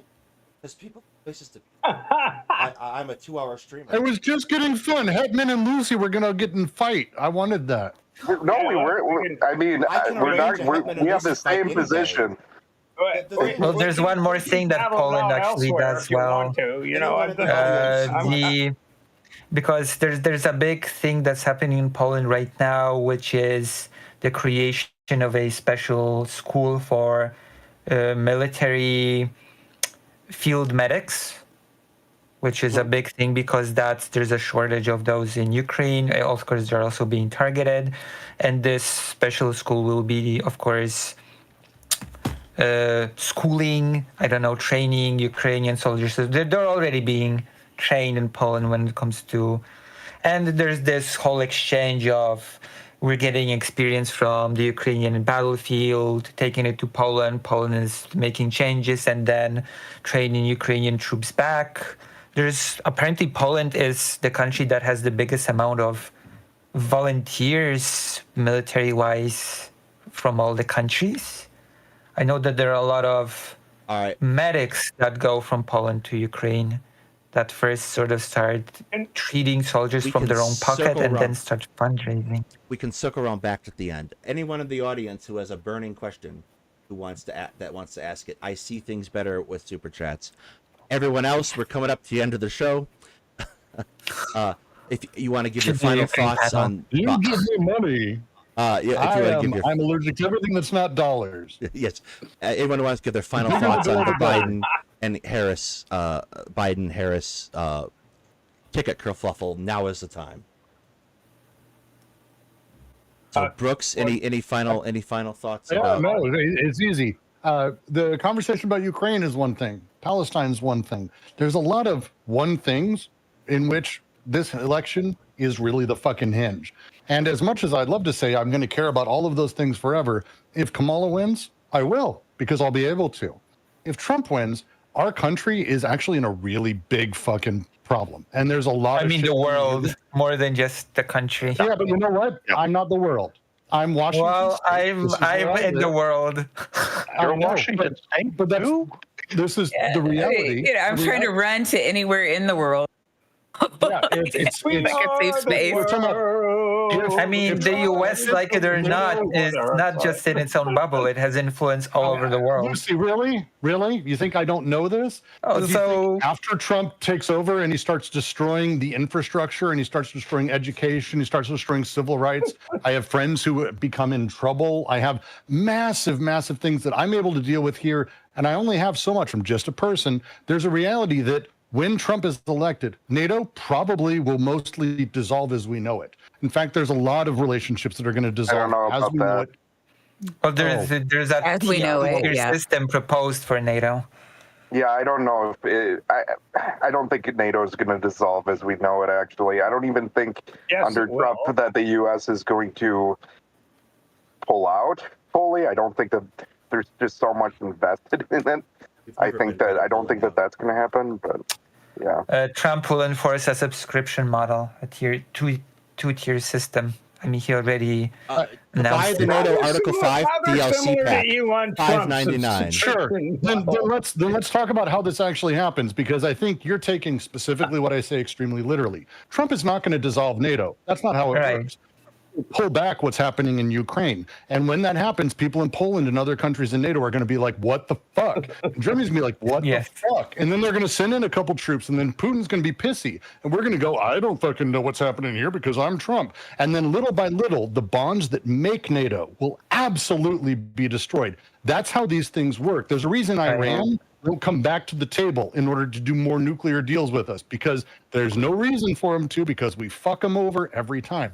This is what's going to happen when Trump comes in, and it ain't just Ukraine. This is what's happening with Israel and Palestine. This is what's happening with all of our relationships kind of all over the world, including Mexico and Canada, which is hilarious to me that that's a fucking real thing. Inside of our own country, we're going to see a kerfluffle like you've never seen. I actually think it's time for people to start learning how to shoot guns. I think we are at that point. We will be when Trump takes over. So Wait, are you saying that people in the U.S. don't know how to shoot guns, even though so many people have guns? I mean, the guy just missed.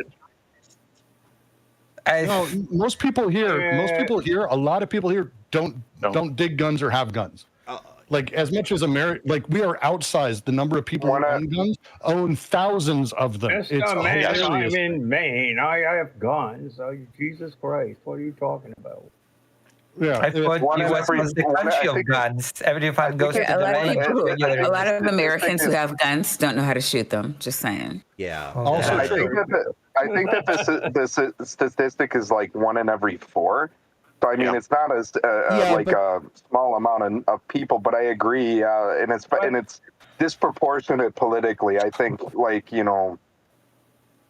I think we're letting last words get away from us. Here's the problem with Americans and guns, for example. We could go on forever on this topic. The only thing that matters, all of this at the end of the day, we need to do whatever we can to push the Democratic Party, to push policies into it locally and nationally, and to get involved. That's it.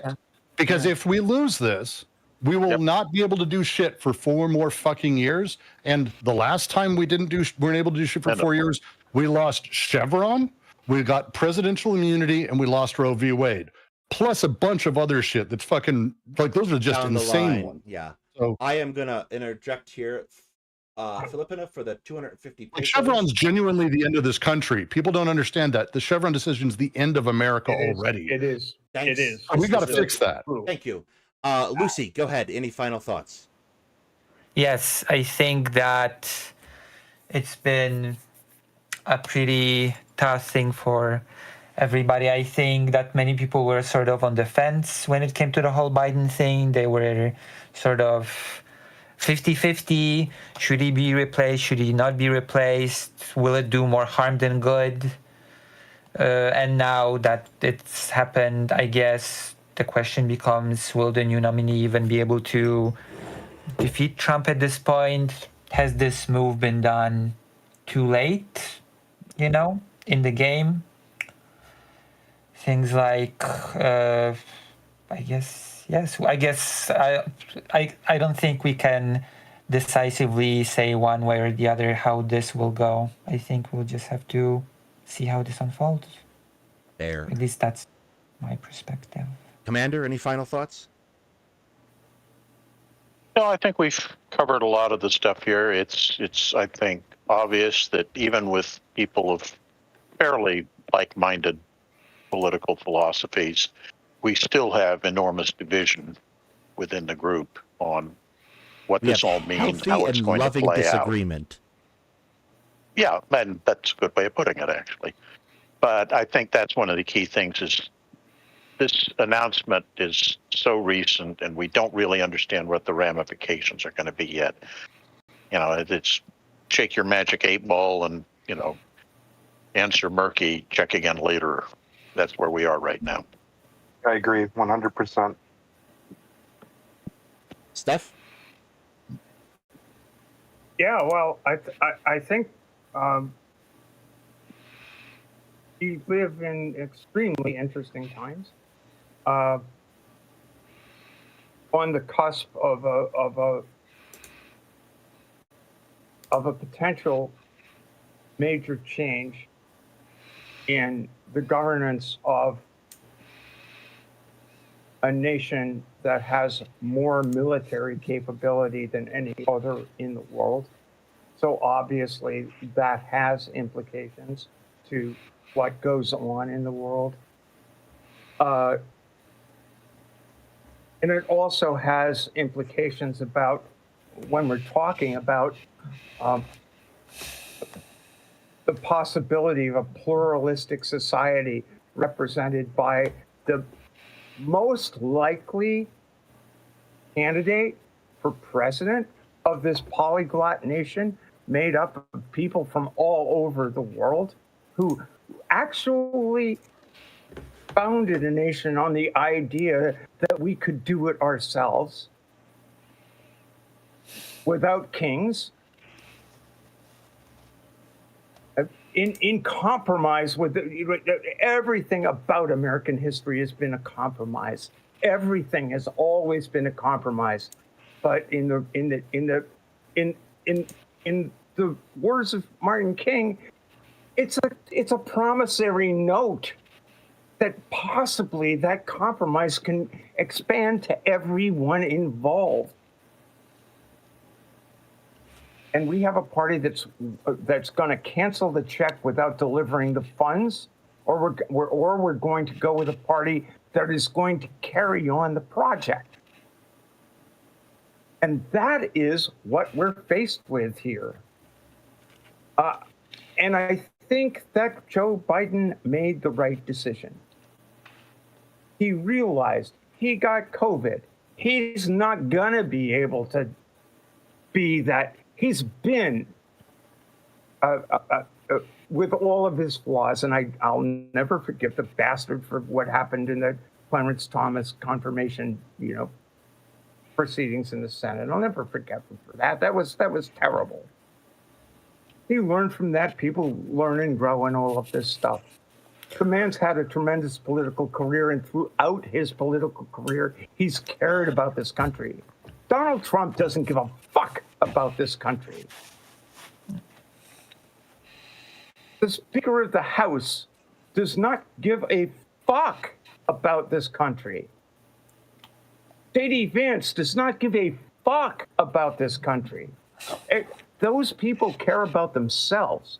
They talk in terms of internment. They talk in terms of expelling people. They talk in terms of determining your children's rights to believe what they can believe, to live as they want to live.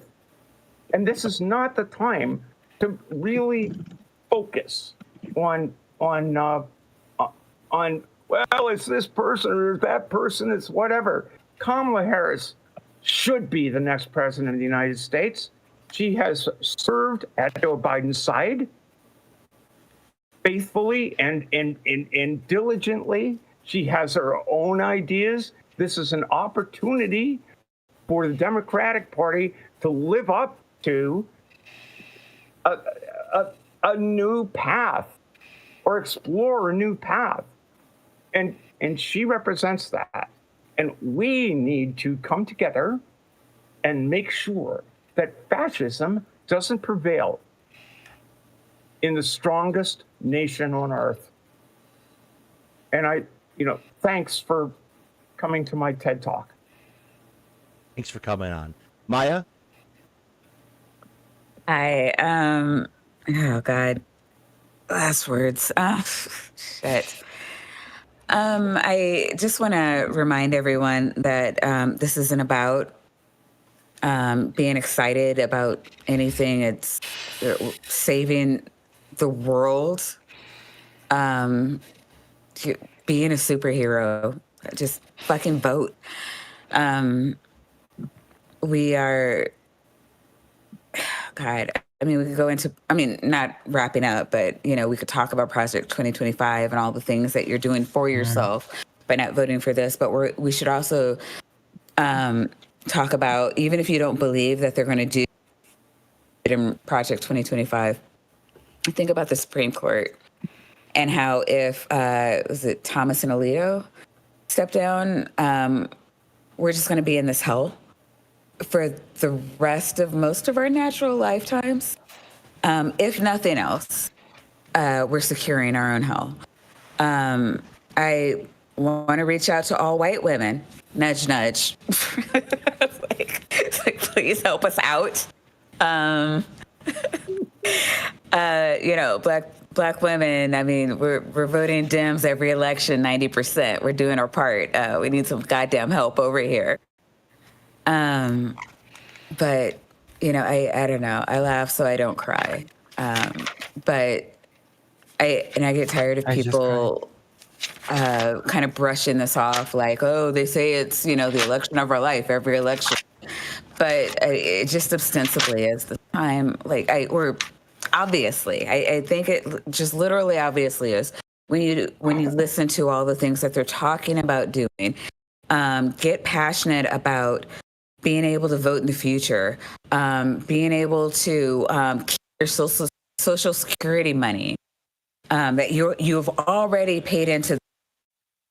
Get excited about, you know, being able to once again, you know, hope to buy your own house or for your children to want to have your grandchildren. There's so much to get excited about. And if you don't know, like, you know, there's a bunch of people here that are willing to elaborate. But I don't know. I think that Elie Mystal, I pulled up a quote from Elie Mystal here. It's kind of like saying what I was thinking earlier. Looking forward to all the white bros declaring Harris's VP appointment that she'll be picking a white non-coastal male for optics to make white people feel better. Oh wait, it doesn't count to them when your only qualification for the job is being a white guy. Yeah. Thank you. So what you're saying is basically we should make voting great again. Voting is already great again. If voting wasn't great, they wouldn't be trying so hard to take it from. Yeah, Titan, thank you very much. You've got Titan's putting up all your channels for people to subscribe. Thank you very much. Yes, Titan, looking at you. Appreciate you. Titan's on top of it tonight. Let's go ahead, Hetman. Any final thoughts you have on Biden dropping out and Harris probably more than likely taking over? I mean, I think I stick by what you and Commander said. I'm not entirely optimistic that this is going to work, but yeah, I mean, on one end, it's kind of a nice development because I don't have the fondest view of Biden. So, yeah. I hadn't noticed.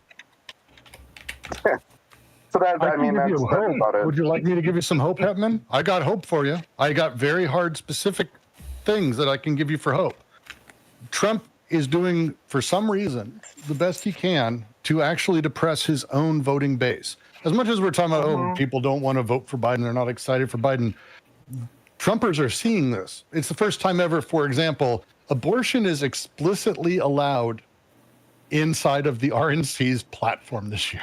What the fuck? Like, that's fucking weird to me as a thing. IVF explicitly backed in the RNC platform this year. That, by the way, is like super abortion. As far as like abortion people are concerned, IVF is like super abortion. It's like they've called it genocide. So just imagine like those two groups. You get 5 or 6. Those two groups alone. So you're talking about the most extreme abortion people. What gets them aroused to go voting is to, you know, fuck women over, and they love that. It gets them rock hard, so they fucking go to the polls. They don't have that now. They don't have that now. And there's a lot of stuff like that. You're going to start seeing Trump literally shit on the extreme right. Now, again, however you want to phrase it, but he did it live and shit on Project 2025 as being just as bad as the far left. And like this kind of thing, his rhetoric is all he has. The emotions people see in him and they get going when he talks is all he has. His audience booed when he said the far right.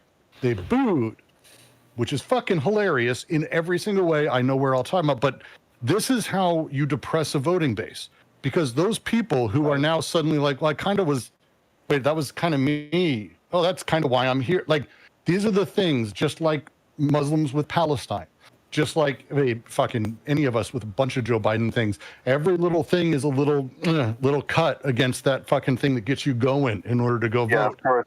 And the Republicans are really doing everything they can to fuck their voter base over. And it's weird to watch. It's really weird to watch. But again, IVF and abortion explicitly allowed and not being nationally banned, explicitly being protected nationally.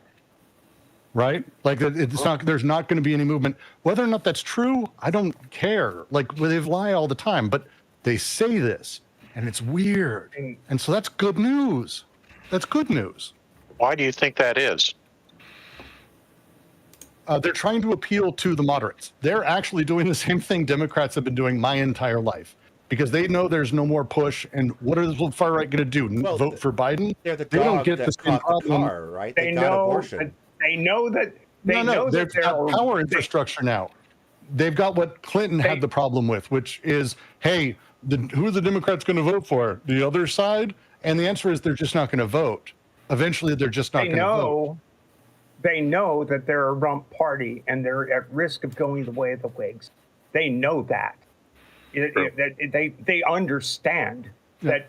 And the midterms. Can't have a national party. You can't have a national party with 30% of the vote. They know that. I'm in Washington's 3rd congressional district. Yeah. We were 27 points likely to go towards the fucking Republican, and we won by I want to say 400 votes. Now, there you go. Again, kind of a blue dog Democrat, whatever you want to call it, but still a Democrat. So that happening, that was because of the Roe v. Wade decision. That's just straight up, like, it was what she ran on. It's what we pushed, and it worked really, really well in a lot of places, and it will continue to. And I think these are the things when you start talking about people's interests. The Republicans no longer care about that. They're straight in the cult of personality place. They're straight in that phase. And so, again, the hope is that if Kamala even runs a halfway moderate campaign, and if people locally get involved and push, all they have to do is see a little bit of that interest. That's all people need. They'll go to the polls happily. Right. All right. Yeah. That's right. And we could go on for hours, but go ahead. True. We can Let's continue. go. I want to say this was Yeah, a but lot of, Daedalus hates good conversation and wants to interrupt and ruin it every time. I am. Exactly. Oh, boy. Couple Supposed to notes. be a powerful panel. I want to thank everybody for coming out tonight, especially on such short notice. I took an impromptu poll of the audience, and we have been rated more fun than a WIC panel because I'm a kind of a jealous bitch. I also double checked. Kill myself. I also double checked. I did mark the stream as not for kids because that became very important tonight. But insofar as everything else, I kind of Bring the feel kids on in. I was agnostic about Biden dropping out. It was You have Brooks on the panel. Just letting you know. yeah. I was agnostic about Biden dropping out. You have a sailor on the panel, you idiot. I made bad choices today, guys. Very bad choices. I was agnostic about Biden dropping out, but I think I was concerned about Biden, and I feel a sliver of hope now. And I think that's where we need to end it tonight. So I want to thank everybody, encourage you to subscribe to everybody who you haven't subscribed to. Brooks does great stuff. Maya does a great show every Sunday. Stephanie's Please got good subscribe stuff. to us. We already got some. It was nice. I checked. So I want to thank We everybody. got the goal of 1,000. We got the goal of 1,000 subscribers. Next year, probably. I have a goal of 1 million. All No, right. we're starting small. Obviously, We're starting needs small. 1 million subscribers without question. All right.